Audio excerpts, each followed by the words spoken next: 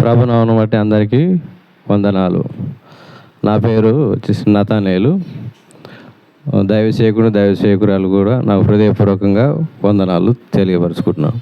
నా సాక్ష్యం ఏంటంటే ఇప్పుడు 3 నెలల నుంచి మార్చి నుంచి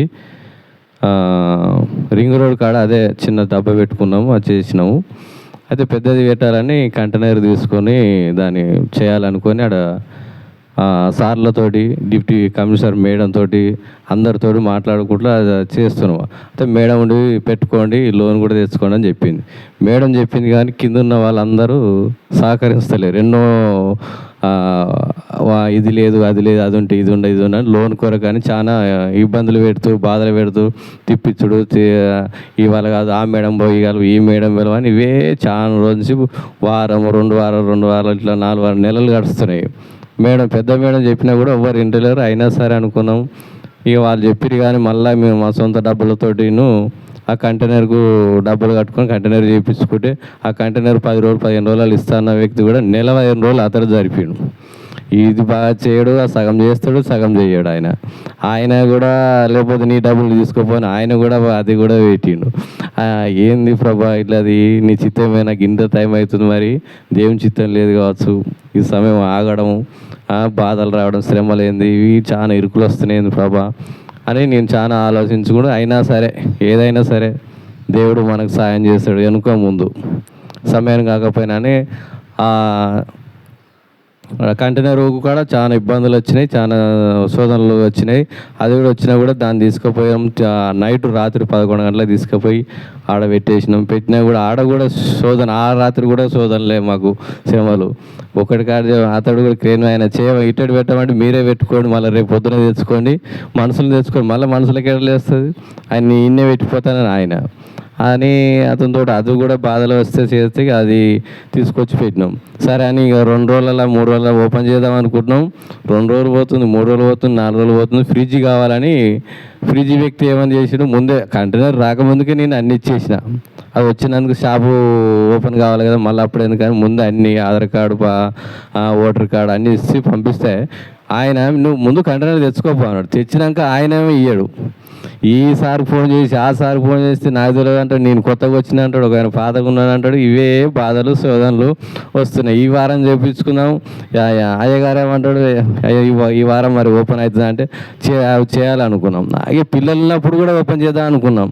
పిల్లలు ఉన్నారు, ఈ వారం చేద్దాం. పిల్లలు కూడా వెళ్ళిపోయారు హాస్టల్కు. ఈ శోధన చాలా ఇబ్బందులు. ఇక ఫ్రిడ్జ్ ఇవ్వని వ్యక్తి చాలా కష్టం, ఇబ్బందులు చేసినా కూడా అయితే లాస్ట్కి ఏమైందంటే ఆ ఫ్రిడ్జ్ ఎవరు ఇవ్వని అంటారు. ఇక ఒక ఆయన డబ్బులు 15,000 కట్టినా, మళ్ళీ ఆయన కూడా ఫ్రిడ్జ్కి 13-14 దాకా ఫ్రిడ్జ్కి ఐటమ్ కట్టినా కూడా నాకు ఫ్రిడ్జ్ ఇస్తానని ఒప్పుకున్నాడు, మళ్ళీ ఇస్తలేడు.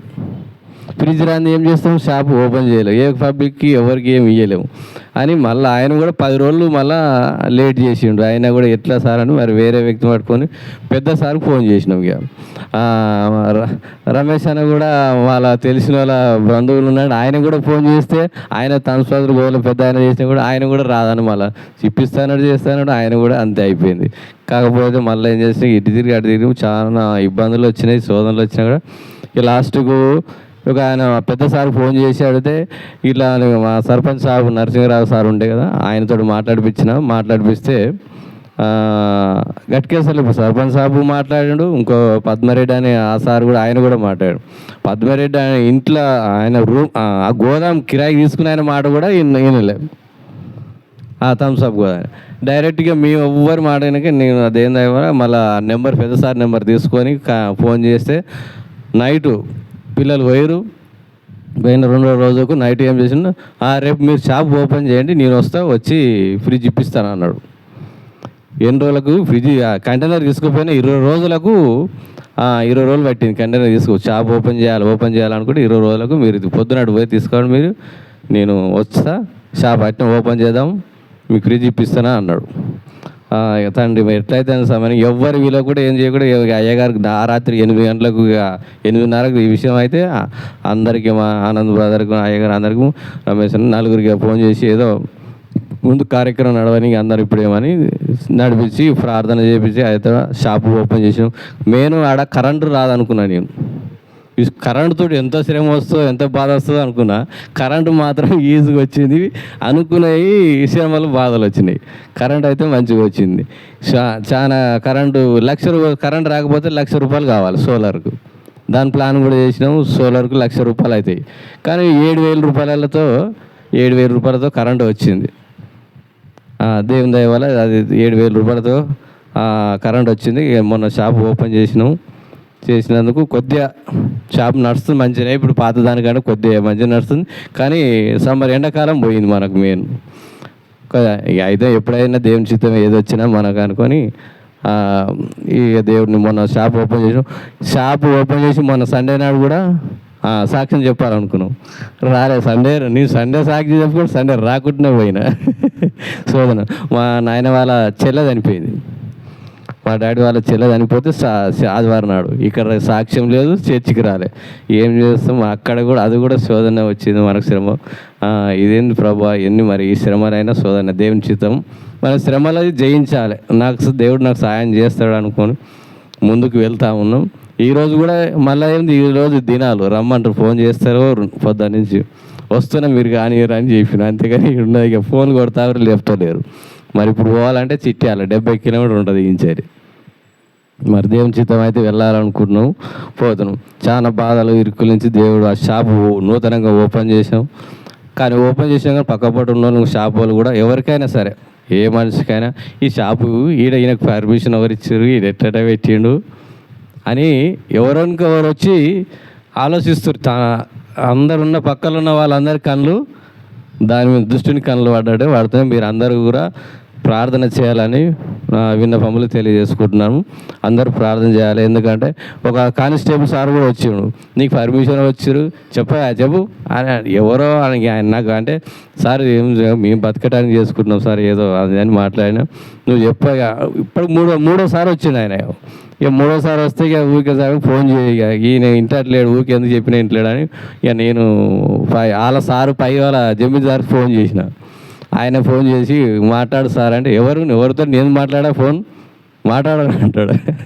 మాట్లాడంటే ఇక ఇవ్వగానే మాట్లాడినాక చేసిన వాళ్ళ ఆయన జమీందారు మా సడకు కూడా అన్నాడు, బ్రదరు సడకు కూడా అన్నాడు. మళ్ళీ అప్పటికే సపరేట్గా వెళ్ళిపోయాడు. ఇక మళ్ళీ ఇటు ముఖము చూస్తలేడుగా అయినా కానీ మళ్ళీ వాళ్ళ సిఐ సార్ వచ్చిండు, ఎస్ఐ సార్ కూడా వచ్చిండు, పిలిస్తే వచ్చిండు. సార్ వాటర్ బాల్ ఇచ్చిండు. ఈయనకు తెలియదు మన ఊరు ఆయన దేవుని దయ వల్ల అందరూ సపోర్ట్ ఉన్నారు. దేవుడు నాకు అందరు సపోర్ట్ ఇచ్చారు. మనుషులు గారు ఇవాళ ఉండొచ్చు రేపు పోవచ్చు. వాళ్ళ ధైర్యం కాదు, నాకు దేవుడు అన్నవారు చుట్టుపక్కల అందరినీ ధైర్యంగా అందరికి తోడుగా ధైర్యం ఇచ్చిండు. నాకు దేవుడు తోడున్నాడు. దేవుడు మరి ఇన్ని బాధల నుంచి మొన్న పాప కూడా బాధ లేకుండా ఆమె కూడా హాస్పిటల్ తీసుకెళ్ళాము మళ్ళీ హాస్టల్లో తోలిచ్చినాము. కానీ మరి దేవుడు మన నూతన షాపు ఆశ్రయించిండు. మరి ఇంకా శోధనలు రాకుండా మాకు సహాయం చేయాలని దేవునికి ఈ చిన్ని సాక్ష్యము దేవుడు దీవించిండుగా. ఒక్క నిమిషం.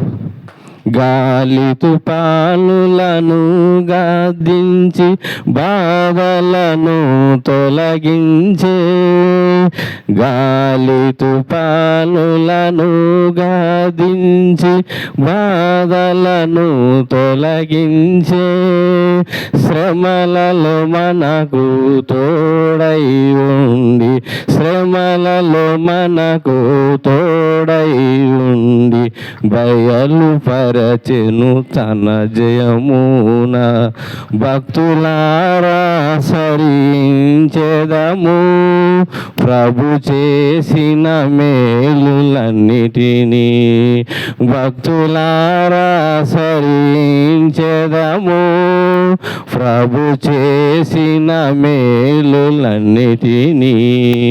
దేవుడు చేసిన మేలులకు నా చిన్ని సాక్ష్యం. దేవుడు దీవించును గాక.